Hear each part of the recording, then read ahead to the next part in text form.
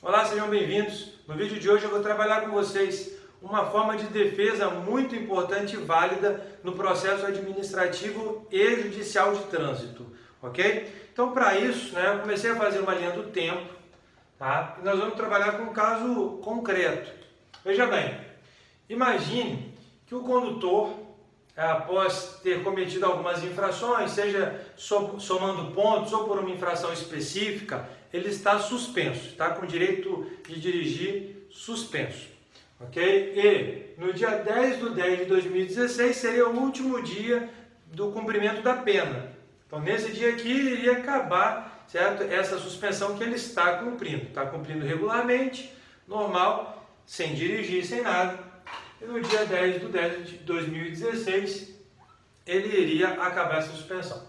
Ocorre que antes desse prazo, antes do fim da suspensão, vamos dizer que ele tem que socorrer alguém. Por exemplo, ele está em casa, o filho dele tem um mal súbito, alguém passa mal, ele tem que socorrer aquela pessoa. Então, mesmo suspenso, para salvar a vida daquela pessoa, ele coloca ela dentro do carro e corre para o hospital, ok? Veja que está no período aqui de suspensão. Então, ele está, nesse período, cometendo, dentre outras coisas, a infração do artigo 162, inciso 2º do Código de Trânsito, que é dirigir com a CNH suspensa. Aí, em virtude da pressa que ele está tendo, ele vai avança no sinal vermelho, passa acima do limite de velocidade e outras tantas infrações que estão sendo cometidas em virtude única e exclusivamente desse fato, que é socorrer alguém. Então, vamos dizer que ele foi flagrado ali no 162 ou em qualquer outra infração de trânsito, certo? Disso daqui, como ele estava no período de suspensão, vai gerar necessariamente um processo administrativo. E aqui ele vai receber a notificação de autuação para ele fazer a sua defesa, seja por qualquer infração que tenha sido cometida e flagrada naquele momento ali, certo? Nessa notificação de autuação, ele vai poder agora apresentar a sua defesa. Imagina que, se ele está suspenso, em um momento ou outro, dependendo de como caminhar esse processo, só pulando um pouquinho para você entender melhor, ele vai responder para o processo de cassação, porque estava suspenso e dirigiu seu veículo suspenso, certo?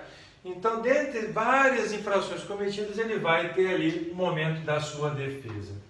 A questão é, o que ele pode alegar nesse caso? A infração foi cometida? A infração foi cometida. Ele não poderia estar dirigindo, mas mesmo assim dirigiu.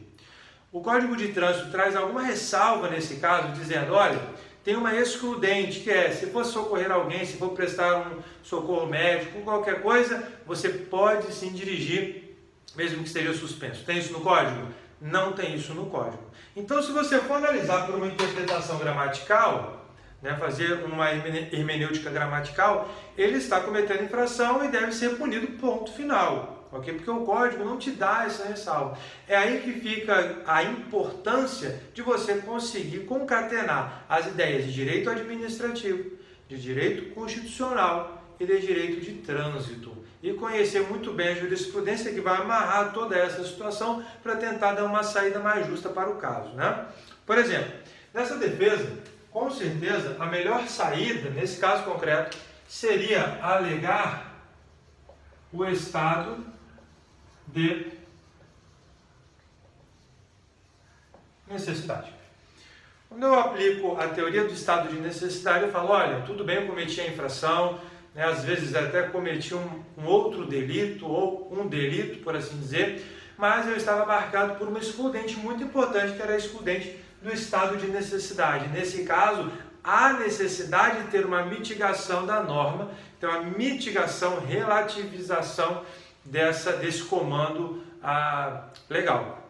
E aí será possível, tanto em face aqui da administração pública, pois eu vou estar na fase de defesa, vai ser possível alegar este fato, mas com as provas necessárias, tem um rol probatório específico para isso, com a forma de alegar de uma forma correta, para que a administração pública possa, analisando toda a sua defesa, com esse fundamento aqui, arquivar o auto de infração. E aqui você vai ter o arquivamento do auto de infração de trânsito.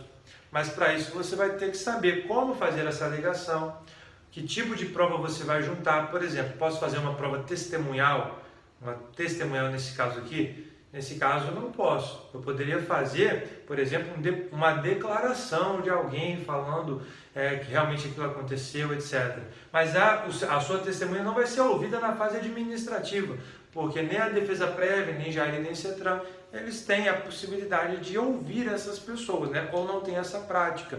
Então você tem que saber na esfera administrativa como substituir esse rol probatório, ok? Tem técnicas específicas para isso. Mas se por um motivo ou outro, não é reconhecida na esfera administrativa essa sua defesa aqui, o que você vai poder fazer? Você vai poder fazer, então, uma ação judicial. Nesse caso, poderá ser mesmo uma ação ordinária, dependendo do caso, com pedido de tutela antecipada, para que suspenda um possível bloqueio que já está inserido, ou qualquer outra coisa. Aqui já é um pouco diferente. Vou poder alegar também estado de necessidade? Com certeza. Mas agora o rol probatório, a possibilidade de você produzir provas mais robustas, ela vai se abrir. E aí você vai ter que saber como montar isso na sua petição inicial, como você vai fazer esses pedidos, ok? E como você vai utilizar a jurisprudência ao seu favor. Porque se você for utilizar somente a normatização do Código de Trânsito Brasileiro e as portarias, resoluções do CONTRAN, do DENATRAN, isso não vai resolver esse problema aqui posto. Ok, pessoal? Então fica essa dica de hoje aí, como você utilizar uma defesa que não está, né, no Código de Trânsito, mas que você pode buscar principalmente com as técnicas de defesa, ok? Administrativa e judicial, uma boa forma de você conseguir êxito na sua defesa, beleza? Então é isso. Se você quiser saber um pouco mais disso, como utilizar esses fundamentos, como você pode utilizar esquematizadamente, né, toda essa defesa, você pode entrar em contato conosco através do www.nablitz.com ou através do nosso e-mail diretamente, pauloandré.transit@hotmail.com. Tá? Em breve, não sei quando você está assistindo esse vídeo, mas em breve nós estaremos lançando nosso primeiro e-book de modelos práticos de ações judiciais e de defesas administrativas.